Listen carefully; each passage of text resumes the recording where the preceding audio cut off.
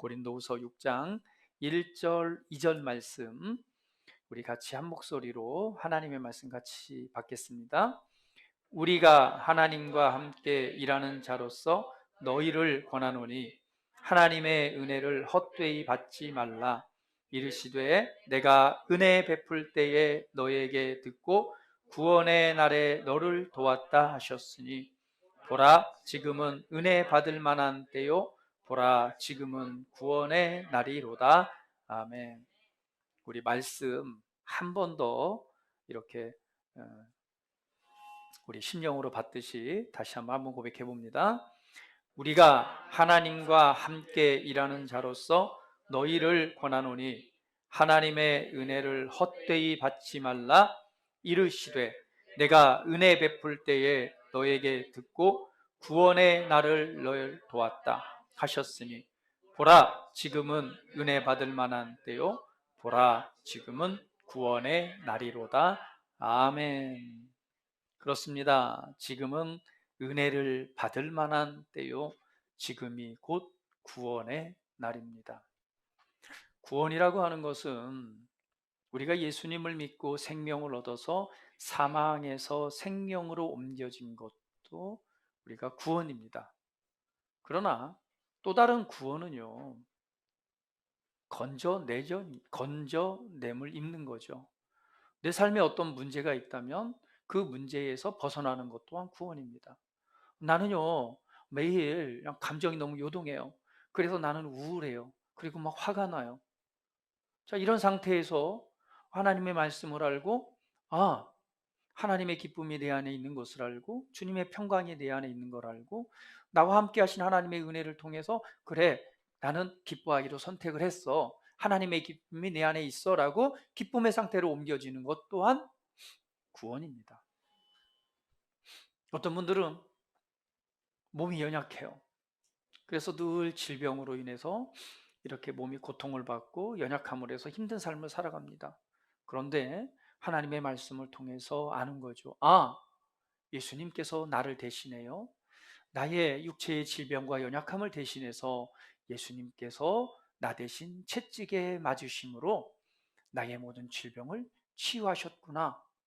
그래서 그 말씀과 은혜를 알고 그렇구나. 치유와 신성한 건강은 내 것이야. 라고 오늘 그 자리에서 벗어나지는 것, 이것 또한 구원입니다. 오늘 지금은 바로 은혜 받을 만한 때요. 지금이 곧 구원의 날입니다. 할렐루야. 지금 여러분에게 구원의 은혜가 임했습니다. 할렐루야. 지금이 곧 은혜의 때요. 지금 이 순간이 구원의 때입니다. 저와 여러분은 이미 예수님을 믿음으로 사망에서 생명으로 옮겨져 하나님의 자녀가 되었다면 이제 여러분에 있는 삶의 모든 문제들, 내가 대면하고 있는 어떤 상황들, 어떤 문제들 속에서 지금이 바로 곧 오늘이 바로 구원의 때입니다. 한번 고백해 볼까요?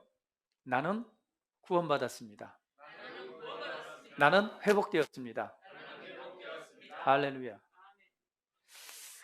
그러면 오늘은 이런 제목으로 하나님의 말씀을 나누길 원하는데요. 은혜를 취하는 자. 은혜가 있는데 그것을 뭐 하는 자? 취하는 자. 이렇게 취한다라고 하는 것은 조금은 능동적인 태도죠. 내가 가서 이렇게 붙잡는 것. 이것이 뭐예요? 취하다는 것입니다. 아니, 은혜를 취하다고요? 은혜는 그냥 이렇게 받는 거 아닌가요? 은혜는 받는 거지 이 취하다는 게 무슨 말이에요? 네, 그렇습니다. 은혜는 받는 것이죠. 할렐루야. 은혜를 받는다라고 하는 것은 은혜를 소유하다는 것입니다.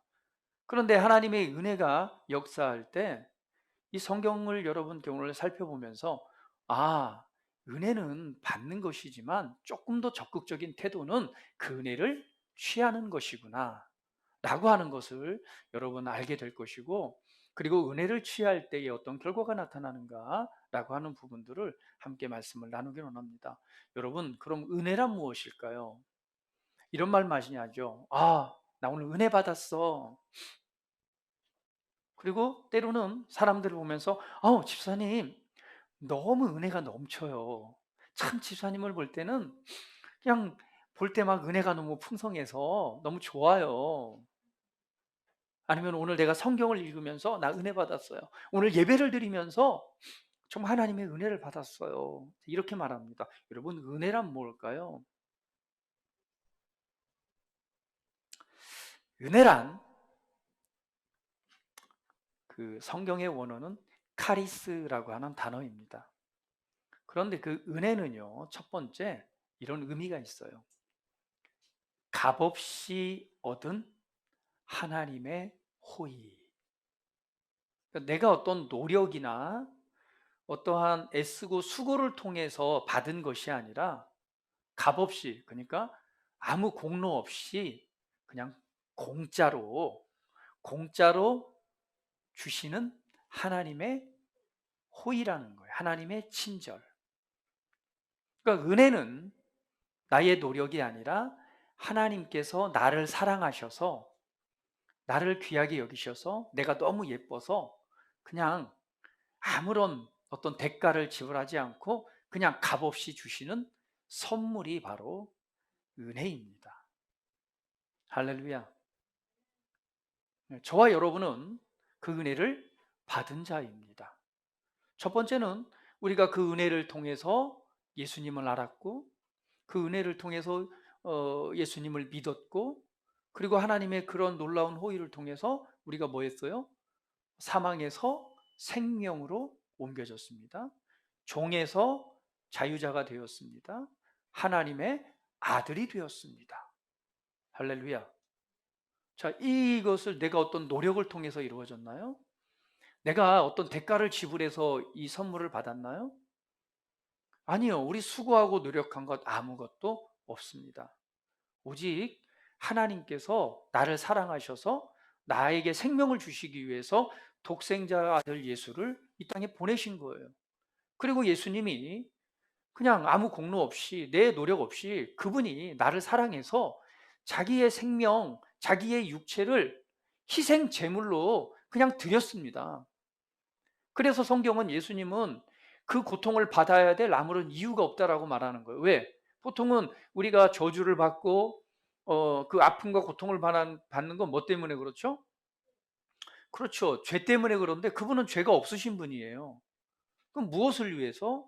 사랑 가운데서 우리를 살리기 위해서 그분은 대신 희생 제물이 되신 거예요. 그래서 내가 아파야 될 그 자리에 예수님이 아팠고 내가 고통받아야 될 마음의 고통을 그분이 대신 받았고 우리가 찢겨져야 될 그 고통을 예수님이 대신 찢김을 받았고 우리가 질병으로 고통받아야 될 것을 대신해서 예수님이 채찍에 맞으셨고 내가 죽어야 될 그 자리에 예수님이 대신 죽으신 것입니다. 나는 아무것도 한 거 없어요. 그분이 나를 사랑해서 그냥 그분이 사랑해서 값없는 은혜로 그 모든 걸 다 완성하셔서 그것을 나에게 선물로 주신 거예요. 이것이 바로 은혜입니다. 근데 우리는 성경이 이렇게 우리는 그 은혜를 믿음으로 말미암아 하나님의 자녀가 되고 구원받은 자가 된 것이죠. 바로 그 은혜, 그거는 값없이 얻은 하나님의 호의입니다. 하나님의 사랑입니다. 저와 여러분은 은혜 받았죠. 두 번째는요, 은혜는 이런 의미가 있습니다. 사람에게서 밖으로 표출되어 나오는 영적인 능력을 은혜라고 말합니다. 제가 서두에 말씀드렸듯이 집사님 보면 참 너무 은혜가 넘쳐요 라고 말을 해요. 왜 은혜가 넘쳐요 라고 말을 하죠? 왜 그렇게 말하죠? 서원이 참 넌 너를 볼 때마다 참 행복해. 왜냐하면 너에게는 하나님의 은혜가 너무 넘쳐. 왜 이렇게 말하죠? 두 번째 의미입니다. 그 사람에게서 표출되어 오는 영적인 능력을 은혜라고 말하는 거예요. 그러니까 이런 의미죠. 오늘 그 사람 안에, 영 안에 있는 하나님의 신성한 능력입니다. 그것이 이제 밖으로 영향력으로 드러나는데 그 사람의 삶의 아름다움, 따뜻함, 호의, 때로는 매력, 또는 품위를 창출해 냅니다. 무엇이요? 하나님의 은혜가. 그러니까 여러분 안에 부어진, 여러분 안에 주신 그 은혜를 소유하고 있을 때 여러분 안에서 은혜가 역사해서 밖으로 뭐가 나오는 거예요? 따뜻함이 나오는 거예요. 그 사람을 향한 하나님의 매력이 나오는 것입니다. 때로는 친절이 나오죠. 때로는 그 사람에게서 나오는 어떤 호의가 나오는 거예요. 용서해주고 이해해주고 받아주고. 그래서 그 사람을 볼 때 우리가 은혜가 넘쳐요 라고 말할 때 왜 은혜가 넘쳐요? 그 사람에게서 무엇이 나오니까? 하나님의 사랑이, 하나님의 호의와 하나님의 은혜가 막 흘러나오니까 그 사람의 말과 행동과 삶을 살아가는 모습을 보니까 야, 집사님 너무나 은혜가 넘쳐요 라고 말하는 거예요. 그래서 은혜는요, 하나님께서 값없이 주시는 호의지만 그 은혜가 우리 안에 가득해 있고 그것이 밖으로 표출되어질 때 뭘로 나타나요? 하나님의 은혜의 결과로 나타나는 거예요. 그래서 은혜는 두 가지죠. 의미가 있습니다. 값없이 주시는 선물, 그리고 그것이 내 안에 역사할 때 그 사람에게서 보여지는 영적인 능력. 자, 우리 옆 사람 한번 볼게요. 자, 옆 사람 한번 보세요. 자, 혼자 저기 인터넷에서 예배드리면 혼자밖에 없다. 그럼 거울 보세요. 거울을 보시면서 옆 사람 보시면서 보세요. 어때요? 하나님의 은혜가 막 보이잖아요? 네. 자, 한번 이렇게 고백합니다. 당신에게서 하나님의 은혜가 넘쳐요. 자, 이렇게 고백합니다. 당신 정말 아름답습니다.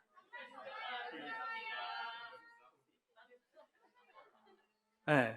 아름다움이, 매력이, 그 호의가 넘쳐나는 거예요. 할렐루야. 이것이 우리 안에 역사하는 은혜입니다. 자, 그러면 은혜는 하나님께서 값없이 주시는, 그리고 우리가 값없이 얻은 하나님의 호의인데요. 그 은혜가 믿음의 사람들 삶 위에 어떻게 역사했는지 한번 성경을 보도록 제가 좀 설명을 해드리도록 할게요. 믿음의 선진들의 삶을 가만히 보니까 믿음의 사람들은, 성경에 기록되어진 믿음의 사람들은 뭐예요? 정말 하나님의 은혜를 받은 자들이죠. 그리고 그 사람들의 삶을 통해서 믿음의 사람으로서 성경에 기록되어진 우리가 본받을 수 있는 믿음의 선진들이 된 것입니다. 그 역사를 통해서 예수님, 그리고 이제 우리 현재까지 이른 거잖아요. 여러분 보세요. 노아 또한 어떤 사람입니까? 하나님의 은혜를 받은 자죠. 노아 시대에는요, 불법과 그리고 악이 충만했습니다. 그래서 하나님께서 어떤 결정을 하시느냐? 야, 특별히 하나님의 아들들이 누구와? 사람의 딸들과 결혼을 해서 막 자녀를 낳고, 그러니까 그 모습이 어떤 모습인지 모르겠어요. 뭐 그렇게 해서 막 기골이 장대한 거인들이 탄생했는지 어쩐지는 모르겠어요. 여하튼 그런 일들이 막 일어나면서 악이 너무 가득하기 때문에 하나님께서 심판을 결정합니다. 그래서 하나님이 말씀하시는 거예요. 야, 노아야, 너 내가 후에 물로써 세상을 한번 이렇게 심판할 거니까 너는 구원을 위해서 방주를 만들어라. 이제 그 얘기를 노아가 들었어요. 아니, 하나님이 물로써 심판한다고요? 그럼 비가 내려서 물로써 사람들이 다 죽게 되는데 그곳에서 이 배를 만들어서, 물 위에서 구원받을 수 있는 배를 만들어서 거기에 동물 한 쌍씩들을 다 거기에 집어넣고 해라. 노아가 그 명령을 받았습니다. 자, 그러면 여러분이라면 어떻게 했을까요? 사실은 노아가 이 배를 만드는 기간까지 얼마나 걸렸죠? 자그만치 120년을 만들었어요. 그 시대에 어마어마하게 큰 배를 만든 거죠. 120년 동안 여러분 배를 만든다고 생각, 그 어마어마한 배를 만들어서 각지에 있는 동물들 한 쌍씩을 다 저기에서 거기에 태운다고 생각을 해보세요. 과연 그 명령에 따를 수 있는 사람이 얼마나 될까요? 그러나 하나님께서 주신 것은 무엇입니까? 은혜죠. 왜? 물로 심판할 때에 구원의 배가 되니까. 노아는 그 얘기를 듣고 그 배를 짓기 시작했습니다. 그리고 사람들에게 말을 했을까 안 했을까요? 혼자만 알고 있었을까요? 아니면 말을 했을까요? 말을 했겠죠. 야, 이 사람은 하나님이 물로 심판한다고 하니까 우리 이 배를 만들어서 이 구원의 배에 타자. 근데 막 사람들 아마 120년 동안 그 배를 지는 거 보면서 아마 조롱을 했을 것입니다. 조롱을 하고 놀리기도 하고 아마 마지막 때까지 아마 타라고 했는데도 아무도 안 탔어요. 결국은 때가 되니까 이 동물들이 다 이제 나오는 거죠. 배로. 하나님의 명령을 따라서. 그 배를 다 싣고 그리고 노아의 가족 누구만 들어갔어요? 8명만 그 가족이 탄 거예요. 그러고 나서는 그때부터 비가 내리기 시작해서 온 천지에 뭐가 돼요? 물이 가득하죠. 그리고 이제 물이 빠지기 시작하면서 아라랏산에 그 배가 머물러 있습니다. 현재 그 지금 노아의 그 배를 실제로 본 사람들, 그리고 노아의 배가 빙하 속에 감추어져 있는 일부를 본 것에 대한 부분들을 지금 말하고 있고 또 그것을 저기 하고 있죠. 뭐 그 형태 그대로 보존돼 있다고 하더라고요. 그렇습니다. 저 은혜란 무엇일까요? 노아에게는 하나님께서 구원을 약속하셨을 때 노아는 그것에 대해서 어떠한 태도를 가졌어요? 사실은 약속이 있었지만 그것을 뭐 했어요? 붙잡았습니다. 그 약속을 받고도 에이, 뭐 거부하고 살아갈 수도 있었을 거예요. 그러나 그 은혜를 노아는 뭐 했어요? 붙잡았습니다. 그리고 준비를 했고 그것을 통해서 구원의 자리에 서게 된 것이죠. 자, 그러면 여러분 아브라함은 어떨까요? 아브라함도 마찬가지죠. 하나님께서 아브라함을 선택하셔서 말합니다. 너는 본토 친척 아비 집을 떠나 내가 너에게 지시할 땅으로 가라라고 했을 때 하나님께서는 아브라함을 뭐 하기 위해서? 믿음의 조상을 삼고 약속의 땅을 주기 위해서 회복하시기 위해서 그 아브라함을 불렀어요. 그 약속을 받았을 때 아브라함의 태도는 어땠을까? 우리는 성경을 통해서 알 수 있습니다. 어디로 가야 될지 갈 바를 알지 못했어요. 지금처럼 우리가 뭐 자동차가 있고 내비게이션이 있어서 아니면 핸드폰으로 탁 찍어가지고 아, 여기서 여기까지 가면 되겠네, 이 길 따라 가면 되겠네 라고 가면 얼마나 좋겠어요. 그러나 그 시대에는 그렇지 않습니다. 그런 것도 없어요. 그래서 성경은 말하기는 아브라함이 갈 바를 알지 못하고 오직 하나님의 말씀을 듣고 그 길을 떠나기를 시작합니다. 하나님께서 아브라함을 선택해서 믿음의 조상이 되게 하셨어요. 그때 그 약속을 듣고 에이, 뭐야, 그 말도 안 되는 소리, 난 안 갈래라고 주저앉을 수도 있는 거예요. 그러나 아브라함은 그것을 취했습니다. 붙잡았죠. 그리고 그 약속을 붙잡고 갈 바가 어딘지 모르지만은 길을 떠나기를 시작했어요. 그래서 드디어 어디에 들어가요? 약속의 땅에 들어가게 되고 아브라함이 믿음의 조상으로서 드러나게 됩니다. 여러분 잘 아시다시피 롯과 조카 롯과 함께 떠나서 나중에는 하나님이 부욕해 하셔서 풍성한 삶이 되잖아요. 그때 롯의 종들과 아브라함의 종들이 싸우기 시작합니다. 그때 행했던 아브라함의 태도를 한번 보세요. 아브라함이 말합니다. 야 롯아, 네가 먼저 동서남북 바라보고 좋은 땅을 선택해서 가라. 네가 일로 가면 나는 여기로 가고 네가 절로 가면 난 저리 갈게. 롯이 보고 딱 보니까 소알이라고 하는 굉장히 아름다운 땅이 보이니까 난 글로 가겠습니다. 그럼 아브라함은 반대 땅으로 갔다는 얘기는 뭐예요? 그거에 반대라고 하는 건 더 안 좋은 땅이겠죠.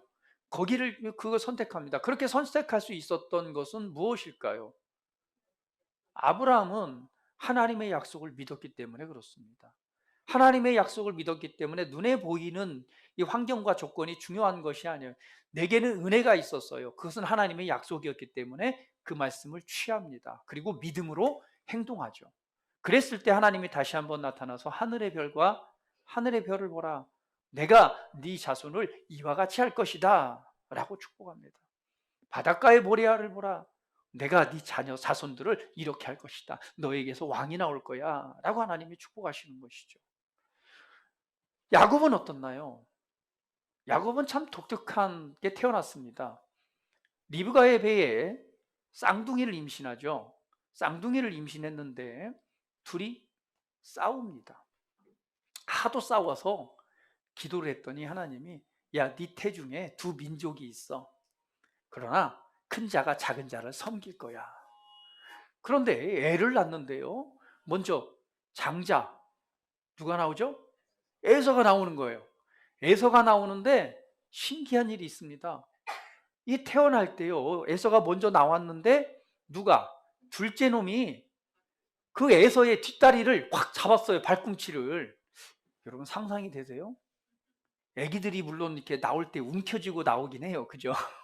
이렇게 나오긴 하지만 자기 형의 발 뒤꿈치를 잡았어요. 그래서 그 이름이 뭐예요? 야곱이에요.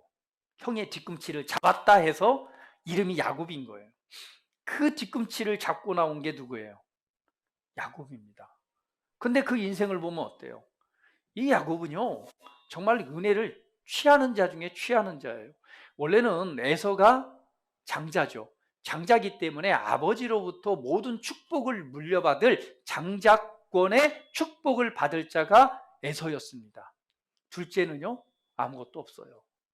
그런데 야곱은 그 장자권의 축복을 어떻게 하죠? 뺏어온단 말이에요. 그것을 취해오는 자가 야곱이었습니다. 그런데 야곱이 그 장자권을 취했기 때문에 그 다음에 형을 피해서 도망을 가죠. 도망을 갔다가 라반 외삼촌의 집에 가서 고생 많이 하고 거기서 와이프를 얻고 다시 한번 이제 돌아옵니다. 돌아올 때에 드디어 누굴 만나죠? 에서, 형을 만나기 전에 이 야곱이 그 야복강가에서 누굴 만나요? 맞아요. 천사와 씨름을 한 사람이 나오는데 그 사람과 밤새 씨름을 합니다. 씨름을 하는데 날이 이제 밝은 거예요. 그랬더니 이 사람이 야, 날 밝았으니까 나 좀 보내줘. 그랬더니 야곱이 말해, 안 됩니다. 당신이 나를 축복하지 않으면 나는 보내줄 수가 없어요. 이제 어느 정도 씨름을 했냐면은 그냥 밤새 붙잡고 있으니까 야곱 어디요?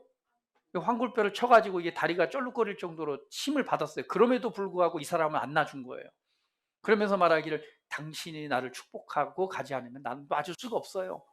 그랬더니 그 사람이 말하죠. 야, 알았어.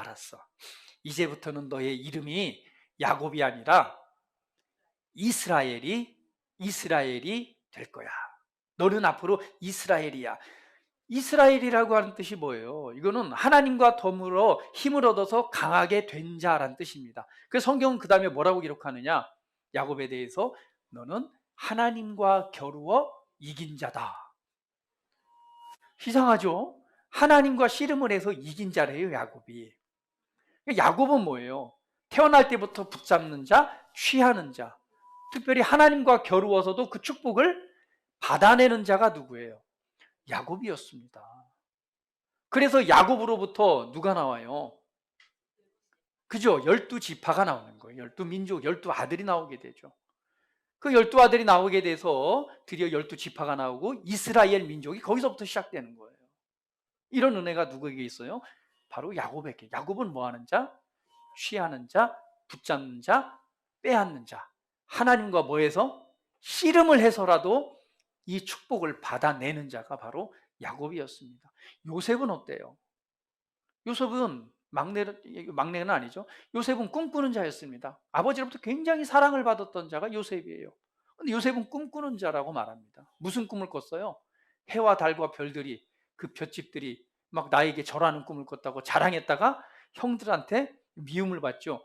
야씨, 네가 뭔데 임마 우리가 다 절을 하고, 예? 왜 아버지가 너한테 절을 하냐? 그래가지고는 그냥 미움을 받아가지고 형들이 뭐예요? 저거 그냥 죽여버리자. 죽이려고 했다가 차마 죽일 수는 없고 종으로 팔아버리죠. 그러나 요셉의 삶은 어떻습니까? 요셉은 그 하나님께 주신 꿈을 붙든 자였어요. 그렇기 때문에 결국에는 결론적으로 보면 뭐예요? 꿈을 이룬 자가 됐죠. 결국에는 애굽에 뭐가 됐어요? 총리가 되어서 그 형제들을 구원하는 구원자로서 오늘 그 역할을 하게 됩니다. 자, 여러분, 믿음의 이 선진들을 한번 보세요. 그들은 어떤 삶을 살아갔는가? 하나님의 약속이 있었고 하나님의 말씀이 있었고 하나님의 꿈이 있어서 모두가 다 하나님의 은혜가 역사했지만 결국은 이들은 어떤 삶을 살아갔어요? 은혜를 붙잡는 자, 특별히 취하는 자의 삶을 살아간 것을 볼 수가 있습니다. 여호수아와 갈렙은 어때요? 하나님께서 그들을 부르셨습니다. 그리고 가나안 땅을 약속하셨을 때 여호수아와 갈렙만이 이 땅은 우리 땅이다. 취하러 가자 했던 사람이 여호수아 갈렙입니다. 결국에는 그것 때문에 이 두 사람 빼고는 가나안 땅에 들어가지 못하죠. 근데 갈렙을 보면은요, 갈렙이 드디어 이 가나안 땅 정복을 마칠 때에 갈렙의 나이가 85세가 됐습니다. 할아버지죠. 할아버지가 됐는데 갈렙이 여호수아 이 14장에서 한 말이 있습니다. 내가 나이가 85세지만 나 아직도 힘이 있다. 그리고 하나님께서 이 땅을 내게 주겠다고 말씀하셨기 때문에 오늘 그 땅을 내게 달라. 여호수아 14장 12절 같이 한번 읽어볼게요. 85세인 노년에 이 갈렙이 이렇게 고백합니다. 같이 읽어봅니다. 시작. 그날에 여호와께서 말씀하신 이 산지를 지금 내게 주소서. 당신도 그날에 들으셨거니와 그곳에는 아낙 사람이 있고 그 성읍들은 크고 견고할지라도 여호와께서 나와 함께 하시면 내가 여호와께서 말씀하신 대로 그들을 쫓아내리이다. 아낙 자손이 있어요. 거인들이 있습니다. 그리고 뭐가 있어요? 성읍이 견고합니다. 이 85세의 노인인 그가 뭐라고 말해요? 여호와께서 말씀하신 이 산지를 내게 주소서. 하나님이 약속하신 땅입니다. 그거 내게 주세요. 내가 지금 뭐하러 가겠다? 그 땅을 차지하러 가겠다. 하나님께서 함께 하시면 하나님께서 말씀하신 대로 내가 그들을 쫓아내고 그 땅을 차지하게 될 것이다. 하나님이 주신 약속의 말씀이 있었죠. 그것을 뭐 하는 자예요? 아마 보통 사람은 그럴 것 같아요. 하나님 말씀하셨지만 야 저기는요 다른 땅보다도 다른 땅은 차지했지만 저기는 안악자손 거인들이 살아. 성읍도 얼마나 큰지 저기는 나는 안 가. 아마 다른 집안은 다 그럴 것 같아요. 이렇게 저기는 싫어. 나는 이쪽 주세요. 편안한 땅. 여기 좋네. 저기는 안 돼. 아무리 눈으로 봐도 너무 커서 안 돼. 너무 세가지고 안 돼. 포기할 거예요. 그러나 갈렙은 그렇지 않습니다. 내게 약속하신 땅입니다. 오늘 저 산지를 나에게 맡겨라. 내가 가서 차지할 것이다. 자, 믿음의 사람들은요, 하나님께서 주신 은혜를 항상 뭐 하는 자였어요? 취하는 자였습니다. 신약에 와서 여러분 대표적으로 하나님의 은혜를 취했던 사람이 있습니다. 여러 가지가 있겠지만은요, 혈루병을 앓았던 여인입니다. 12년 동안 혈루병을 하혈을 하는 거죠. 얼마나 고통스러워요. 12년 동안 하혈을 한다는 얘기는요, 여성으로서의 기능도 상실됐습니다. 사회적으로는 정상적인 사회생활을 할 수 있을까요? 부정한 여인인데 어떻게 사회생활을 해요? 하지 못하죠. 그것 때문에 수많은 의사들을 찾아다니면서 가진 재산을 다 낭비했습니다. 종교적으로도 마찬가지죠. 한마디로 피폐한 삶을 살아간 거예요. 그 여인이 소식을 듣습니다. 예수님이 지금 우리 동네에 지나가신다. 그때 여인이 얘기를 합니다. 내가 이제 다 포기하고 아무것도 없는데, 그러나 내가 저 예수님의 소식을 들으니까 내가 저 예수님에게 가서 저 옷만 내가 잡아도 나는 치유될 거야. 라는 믿음을 가지고 드디어 결단을 하고 목숨을 뭐냐면 사람들한테 들키면 어떻게 해요? 그 많은 군중들 사이를 비집고 들어가서 사람들을 다 하니까 부딪히니까 부정함을 전달하는 자니까 돌로 맞아 죽을 수도 있는 거예요. 자기의 생명을 내놓고 그 사이를 비집고 들어갑니다. 들어가서 몰래 가서 예수님 가서 옷깃을 살짝 만지는 거예요. 살짝 옷깃을 잡았을 때 어떤 일이 일어나요? 그때 예수님이 딱 말합니다. 야, 누가 나를 만졌다. 그때 제자들이 말해요. 주님, 이렇게 주변에 사람들이 많은데 누가 주님을 만져요? 다들 이렇게 다 만져요, 안 만져요? 주변에. 예수님 주변에 사람이 있으니 옷깃도 만지고 다 하겠죠. 그런데 예수님이 아니다, 누가 날 만졌다 라고 말하는 거예요. 그때 여인이 말합니다. 주님, 제가 사실은 이런 질병이 있어 이렇게 했는데 이렇게 제가 옷깃을 만졌습니다. 자, 그럼 옷깃을 만졌을 때 어떤 일이 일어났어요? 예수님으로부터 치유의 그 능력이 흘러 들어간 거예요. 자, 예수님이 이 여인에게 주고 싶어서 줬습니까? 아니면 여인이 적극적으로 빼앗아 왔나요? 그렇죠. 예수님은 지금 이 여자를 바라본 게 아니에요. 군중들 속에 그냥 걸어가고 있었어요. 그런데 이 여인은 뭐 했어요? 걸어가는 예수님의 옷깃을 잡고 그분의 능력을 끌어당겨서 치유받은 자가 바로 이 혈루병을 앓는 여인이었습니다. 이러한 일들은 더 나타나요. 신약에 와서는요, 사람들이 뭐예요? 이 병을 고치고 싶은데 이 바울을 만날 수가 없는 거예요. 그러니까 어떻게 합니까? 바울이 쓰던 손수건을 가져다가 병든 자에게 덮어놓는 거예요. 그랬더니 어떤 일이 일어나요? 치유가 나타납니다. 손수건에 뭔 능력이 있어요. 그래 안 그래요? 근데 이 사람의 믿음은 그건 거였던 거예요. 아, 바울이 수많은 병자들을 고치니까, 그래, 바울을 지금 여기 자리까지 내가 이 사람이 만나게 할 수는 없어. 그러니까 내가 저 손수건이라도 좀 쓰던 손수건을 갖다가 덮으면은 나을 거야라는 무엇이 있었어요? 믿음이 있었어요. 그래서 그걸 가져오니 그 손수건에 뭐가 역사해요? 능력이 역사하게 하는데, 그 능력을 덮어놓으니까 뭐가 나타나요? 치유됩니다. 여러분, 이 성경의 사례들과 성경의 은혜들을 보면 은혜는 값없이 하나님께 주신 선물입니다. 그런데 믿음의 사람들은 그 은혜를 뭐 하는 자였어요? 취하는 자였어요. 취할 때에 결과가 나타납니다. 하나님의 분명한 약속들이 있었어요. 그 약속을 우리는 은혜입니다. 그 약속의 은혜들을 나는 그냥 거부할 수도 있고, 나는 그것을 받아들이고 취하는 자가 될 수도 있어요. 그러나 우리는 성경의 사례를 보면 은혜는 취하는 자가 그 하나님의 능력과 열매를 보게 됩니다. 할렐루야. 내가 선물 하나 준비했어요. 5만 원짜리죠. 왜 준비했느냐? 여러분에게 그냥 선물을 주기 위해서 제가 이 5만 원을 준비했습니다. 이 5만 원은 여러분의 것입니다. 여러분의 노력을 통해서 어떤 예쁘기 때문에 준 것이 아니죠. 자, 이거 여러분을 주기 위해서 제가 준비했습니다. 여러분의 것입니다.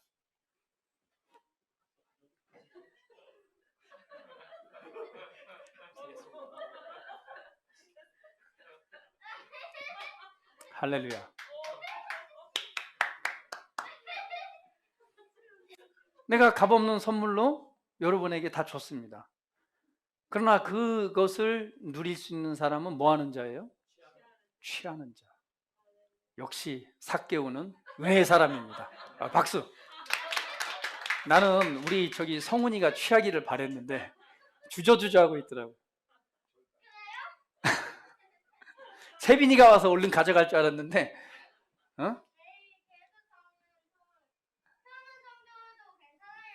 할렐루야, 알았어요. 자, 은혜는요, 하나님께서 값없는 선물로 우리에게 베풀어 놓으신, 저와 여러분에게 주신 약속들입니다. 예수님께서 십자가의 속량을 통해서 이루어 놓으신 실제들입니다. 이 은혜는 이미 우리에게 주어져 있습니다. 그러면 왜 모든 사람이 이 은혜를 누리지 못하는가? 이 은혜를 취하는 자는 많지 않습니다. 오늘 믿음의 선진들을 살펴본 것은 무엇 때문에?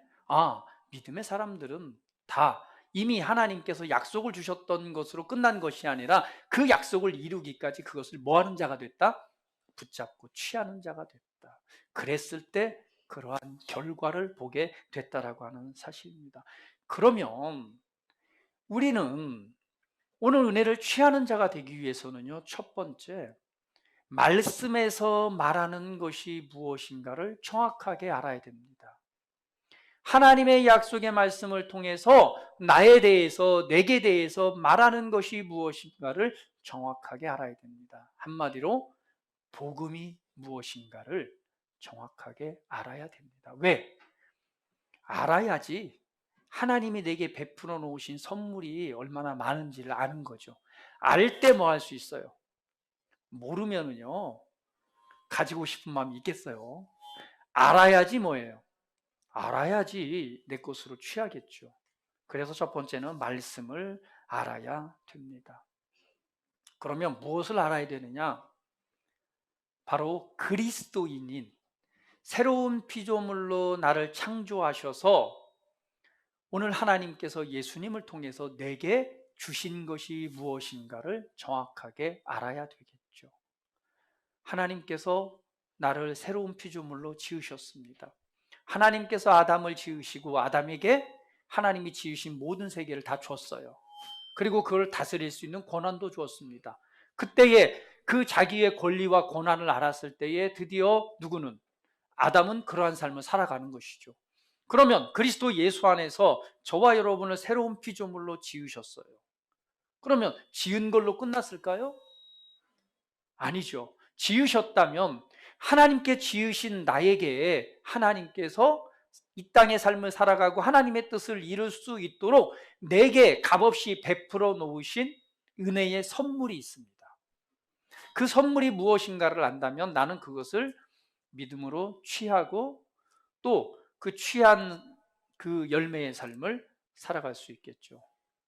그래서 우리는 그리스도인인 내게 주신 것, 결국 내가 가지고 있는 것들이 무엇인가를 정확하게 알아야 됩니다. 제가 늘 말씀드렸던 부분이지만 한 번 더 간단하게 되짚어 보면서 오늘 여러분 은혜를 취하는 자의 삶을 살아가시기를 축복합니다. 그리스도 예수 안에서 우리에게 무엇을 선물로 주셨죠? 첫 번째는 바로 영생입니다. 하나님의 생명을 선물로 주셨습니다. 나는 그 은혜를 믿음으로 말미암아 하나님의 생명을 지금 소유하고 있습니다. 그렇죠? 소유 가지고 있어요. 그러면 하나님의 생명이 내 안에 역사하고 있다면 오늘 그것을 우리는 뭐 하는 자가 돼요?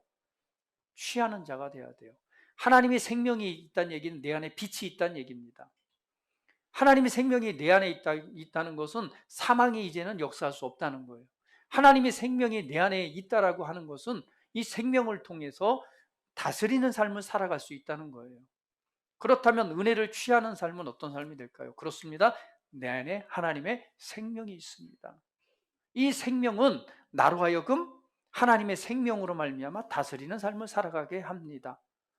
그러므로 나는 어떤 상황이나 어떤 삶의 도전이나 그거에 영향받거나 그거에 흔들리지 않습니다. 나는 내 자리에 서서 생명 안에서 왕의 권세를 가지고 다스릴 것입니다. 내 마음을 요동케 하고 이 상황을 불편하게 또 어렵게 만드는 상황들은 평지가 될지어다. 말로써. 오늘 말씀의 실제를 나누면서도 이미 이루어진 것을 선언함으로 귀신이 떠나가죠. 너는 떠나갔다 하는 순간 말씀에 의해서 결과가 나타나는 것이죠. 그러면 마찬가지예요. 우리는 말로써 결과를 만들어냅니다. 내 안에 생명이 있습니다. 오늘 우리에게 하나님의 의가 주어졌습니다. 의라고 하는 것은 하나님께서 값없이 주신 선물입니다. 우리가 무엇 때문에 하나님과 관계가 문제가 됐죠? 죄 때문에 하나님과의 관계가 끊어졌죠. 그럼 하나님과의 교제를 회복하시기 위해서 하나님께서 우리에게 뭘 주셨죠? 바로 하나님의 의를 선물로 준 거예요. 그래서 죄가 제거가 되고 하나님의 의가 역사하니 하나님과의 교제가 회복되는 것입니다. 하나님의 임재 안에 걷는 것이죠. 그럼 내가 그 의를 소유했다는 건 뭐예요? 나는 하나님 앞에 담대하게 설 수 있는 능력이 있다는 거고, 내가 하나님 앞에 기도했을 때 나는 뭐 할 수 있다는 거예요? 담대하게 응답을 받을 수 있다는 것이죠. 더 이상 죄의 본성을 따라 죄의 길에 서는 자가 아니라 하나님이 주신 의를 따라 올바른 선택을 하고 올바른 길을 따라서 의의 길을 걸어갈 수 있는 능력이 내 안에 있다는 사실입니다. 오늘 이것을 내가 안다면 우리는 그것을 믿음으로 취하는 것이죠. 하나님의 의가 내 안에 있습니다. 나는 언제든지 하나님의 임재 앞에 담대히 서서 하나님을 아바 아버지라 부를 수 있습니다. 그리고 하나님과 언제든지 나는 교제할 수 있는 자입니다. 어떤 상황이나 악한 상황이나 악한 꼬임이나 악한 도전이 왔을 때 나는 내 안에 있는 의의 본성을 따라 올바른 선택을 할 수 있고 하나님이 기뻐하시는 것을 올바르게 분별할 수 있으며 그 길을 따라 걸을 수 있는 능력이 내 안에 있습니다. 라고 우리는 그것을 은혜로 취하는 삶을 살아갈 수 있겠죠. 더 나아가서는 구원, 구출, 해방. 하나님께서 구원하셨고 구출하셨고 해방하셨습니다. 성경 한번 보도록 할까요? 골로새서 1장 13절 말씀. 그가 우리를 흑암의 권세에서 건져내사 그의 사랑의 아들의 나라로 옮기셨으니. 흑암, 어둠의 권세에서 건져내셔서 그분의 아들의 나라로 옮기셨다는 얘기는 어때요? 우리가 흑암의 자리에 있었다면 이제는 그걸 옮겨서 어디로? 하나님의 아들의 나라가 역사하는 곳으로 옮겨진 거예요. 이걸 뭐라고 말합니까? 구원, 구출, 해방되었다는 거예요. 그러면 내 삶에 다가오는 어떤 나를 멸망시키거나 아니면 내 삶을 망가뜨리려 하는 어떠한 어둠에 속한 일들이나 그런 상황들이 다가오더라도 우리는 내게 주신 은혜는 뭐예요? 구원, 구출, 해방된 것이 내 은혜란 말이에요. 그러면 그런 상황 속에서 우리는 어떻게 주장할 수 있을까요? 구원, 구출, 해방은 나의 것입니다. 어둠이 역사에 올 때 나는 어둠과 상관없는 곳에 사는 자입니다. 라고 무엇을 취할 수 있어요? 내게 있는 구원과 구출과 해방을 취할 수 있는 것이죠. 오늘 그러므로 그러한 믿음 안에 설 때에 삶은 뭐해야 돼요? 그 말씀에 따라서 변화되고 달라질 수밖에 없습니다. 더 나아가서는 치유와 신성한 건강도 내 것이래요. 하나님의 말씀 같이 볼까요? 베드로전서 2장 24절 같이 한번 읽어봅니다. 자, 시작. 친히 나무에 달려 그 몸으로 우리 죄를 담당하셨으니 이는 우리로 죄에 대하여 죽고 의에 대하여 살게 하려 하심이라. 그가 채찍에 맞음으로 너희는 나음을 얻었나니. 예수님께서 채찍에 맞음으로 우리의 질병을 치유하셨다라고 말합니다. 그렇다면 오늘 치유와 하나님의 생명으로 말미암은 신성한 건강을 내게 주셨다면 아는 거죠. 그러면 내가 더 이상 이 육신의 연약함으로 인해서 내 평생 고생할 필요가 없구나.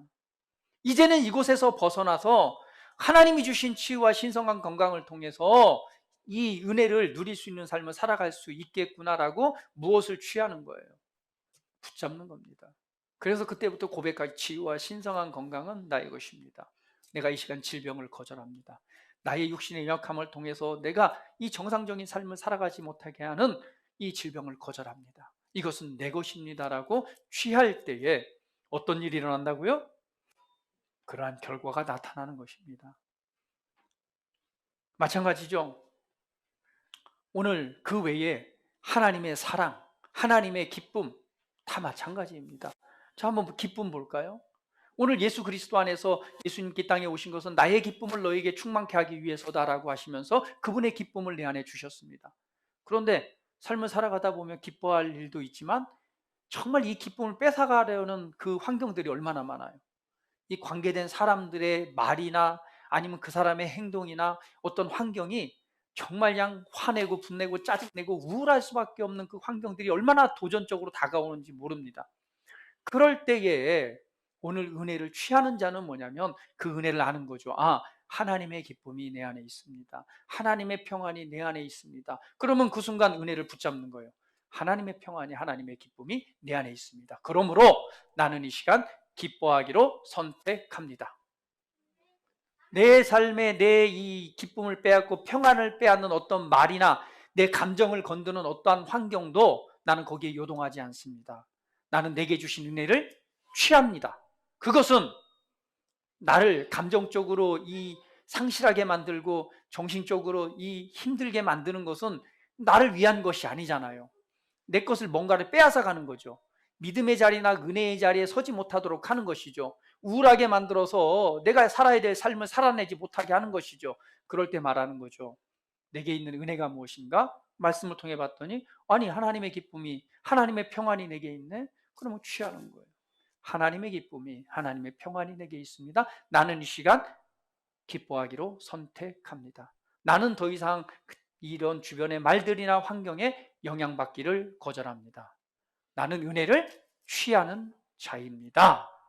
라고 여러분이 취하는 순간에 여러분 안에 생명과 여러분 안에 기쁨이, 여러분 안에 있는 하나님의 은혜의 능력이 역사하기 시작하는 거예요. 그리고 그 은혜를 누리는 자의 삶을 살아가게 될 것입니다. 할렐루야. 이것처럼 여러분, 우리는 은혜를 취하는 자가 되어야 됩니다. 근데 이 은혜를 취하는 데에는요, 반드시 무엇이 필요하느냐? 믿음이 필요합니다. 은혜가 주어졌어요. 은혜는 무엇으로 가져오느냐? 믿음으로 가져옵니다. 아까 믿음의 선진들에 대해서 얘기를 했습니다. 믿음의 사람들에 대해서 얘기했습니다. 분명한 것은 약속은 있었습니다. 그러나 거기까지 가는 과정에는 반드시 무엇이란 게 있었어요. 지금 결과가 있는 건 아니에요. 눈에 보여지는 결과가 있는 건 아닙니다. 그런데 이미 하나님께서 이루어 놓으셨기 때문에 그것을 가지고 있고, 그러한 삶이 내 것이라는 것을 믿는 것이 믿음인 거예요. 믿음이란 것은 보이는 것을 믿는 것이 아니라, 믿음은 보이지 않는 것을 실제로 바라보는 것이 믿음입니다. 그렇기 때문에 내게 약속되어진 것이 내게 막 이루어진 건 아니에요. 뭔가 결과로 나타나진 않지만 그때의 믿음으로 그것을 취하는 것입니다. 취해서 믿음으로 가져오니까 어떤 일이 일어나요? 그 은혜가 내 안에 역사하기 시작해서 그 결과, 열매를 만들어내는 것입니다. 할렐루야. 그래서 보이지 않는 그곳에 손을 내밀어서 이걸 취해서 가져오는 것, 이것이 바로 믿음입니다. 그래서 여러분, 우리는 믿음으로 선택해야 되는 거예요. 하나님께서는 그걸 할 수 있는 믿음을 바로 우리에게 주셨습니다. 할렐루야. 마지막으로 오늘 우리 본문 말씀을 한번 공동 번역 성경 한번 읽어보고 마무리하도록 하겠습니다. 같이 한번 보도록 할게요. 자, 6장 1절 말씀 같이 한번 읽어볼게요. 우리는 하나님과 함께 일하는 사람으로서 여러분에게 간곡히 부탁드립니다. 여러분이 받은 하나님의 은총을 헛되이 하지 마십시오. 하나님께서 너에게 자비를 베풀 만한 때에 너의 말을 들어주었고 너를 구원하여야 할 날에 너를 도와주었다 하고 말씀하셨습니다. 지금이 바로 그 자비의 때이며 오늘이 바로 구원의 날입니다.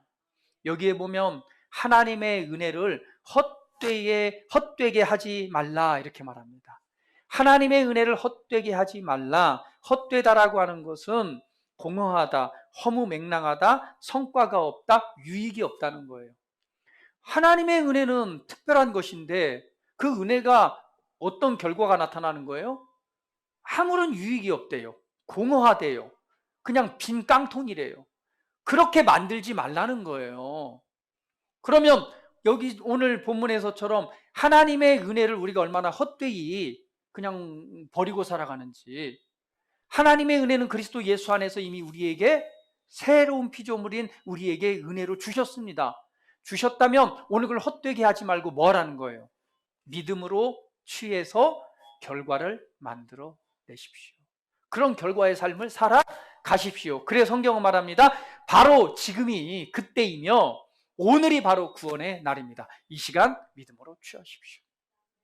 은혜를 내 것으로 취하십시오. 이것은 내 것입니다. 평안은 내 것입니다. 기쁨은 내 것입니다. 한번 해봅니다. 평안은 내 것입니다. 기쁨은 내 것입니다.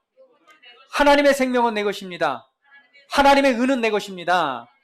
하나님의 지혜는 내 것입니다. 치유와 신성한 건강은 내 것입니다. 구원, 구출, 해방은 내 것입니다. 할렐루야.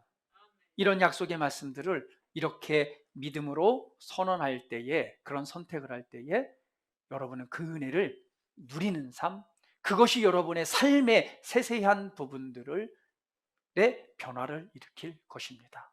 그럴수록 여러분 그리스도 안에서 주신 은혜의 풍성함과 자유와 하나님 주신 행복을 누리게 될 것입니다. 오늘 이 은혜를 취하는 자가 계속해서 그 삶이 전진해 갑니다. 삶이 전진해 간다는 것은 나를 향한 하나님의 부르심을 향해 나아가는 것이고, 결국은 우리는 최고의 부르심을 통해서 하나님을 영화롭게 해드리고 하나님을 섬기는 열매 맺는 자로 드러나게 될 것입니다. 할렐루야. 여러분을 보니 기대가 됩니다. 오늘 풍성히 역사하는 하나님의 은혜 안에서 자유하시기를 예수님의 이름으로 축복을 드립니다. 다 같이 기도드리겠습니다. 이 시간 기도할 때 하나님, 그렇습니다. 나는 은혜를 지금 헛되게 하진 않았는지, 오늘 말씀을 따라서 믿음의 선지주처럼 나는 은혜를 믿음으로 취하는 자입니다. 오늘 내게 새로운 피조물인 내게 부어주신 은혜는 내 것입니다. 오늘 기쁨과 생명과 치유와 신성한 건강과 지혜와 구원 구출 해방, 이것은 내 것입니다 라고 한번 선포하면서 함께 기도할 시간 같습니다. 같이 기도합니다. 할렐루야. 아버지 감사합니다. 주님 찬양합니다. 하나님께서 우리에게 베푸신 은혜가 얼마나 크고 놀라운지요. 오늘 우리를 풍성케 하시고 우리에게 주신 은혜가 얼마나 귀한지요. 은혜는 내 노력으로 얻은 것이 아닙니다. 은혜는 내가 어떤 대가를 지불했기 때문에 얻는 것이 아닙니다. 값없이 얻는 하나님의 호의고, 그 은혜를 내가 믿음으로 취했을 때 내 안에 오늘 그 은혜가 영적으로 역사하기를 시작합니다. 오늘 믿음의 선진들의 삶은 하나님의 약속을 붙드는 자, 그 은혜를 믿음으로 취할 때에 오늘 그 결과를 보고 그 결과를 통해 오늘 믿음의 역사를 이뤘다는 것을 우리 하나님의 말씀을 통해서 보게 하시니 감사합니다. 오늘 하나님의 말씀을 통해서 내게 하시는 말씀이 무엇인지 내가 더욱 알기를 원합니다. 그리스도인 안에 내게 주어지고 내가 소유하고 있는 것이 무엇인가를 이 시간 믿음으로 취하기를 원합니다. 오늘 은혜를 믿음으로 말미암아 오늘 우리가 구원에 이르렀습니다. 그 은혜의 선물들을 내가 믿음으로 오늘 그 삶의 결과가 오늘 내 삶을 변화시킬 것이고 내 삶의 구원의 열매를 만들어낼 것입니다. 나는 은혜를 헛되게 하는 자가 아니요 오늘 은혜를 취하는 자입니다. 지금이 바로 그 은혜를 취하는 자요, 오늘 그것이 나의 구원. 오늘 내가 구원받을 때임을 이 시간 하나님 앞에 감사를 드립니다. 주님 고맙습니다. 찬양합니다. 우리 사랑하는 성도들, 이 시간 은혜 위에 은혜를 더해 주셔서 감사합니다. 은혜 안에 믿음 주셔서 은혜를 믿음으로 취하는 자의 삶, 그것을 통해서 나의 삶을 변화시키고 하나님이 주신 하라고 하신 일을 이루어드리는 최고의 삶을 살아가는 열매 맺는 하나님의 아들들로 드러나게 하시니 감사합니다. 주님 찬양합니다. 기도하오니 하나님의 성령으로 충만케 하셔서 충만하게 그 영광 나타내셔서 하나님의 음성 듣게 하시고 도우시고 역사하시는 은혜를 따라 믿음으로 취하여 오늘 그 열매로 하나님을 영화롭게 드리는 우리 모든 사랑하는 성도들로 축복하시옵소서. 감사합니다. 예수 그리스도의 이름으로 기도합니다. 아멘.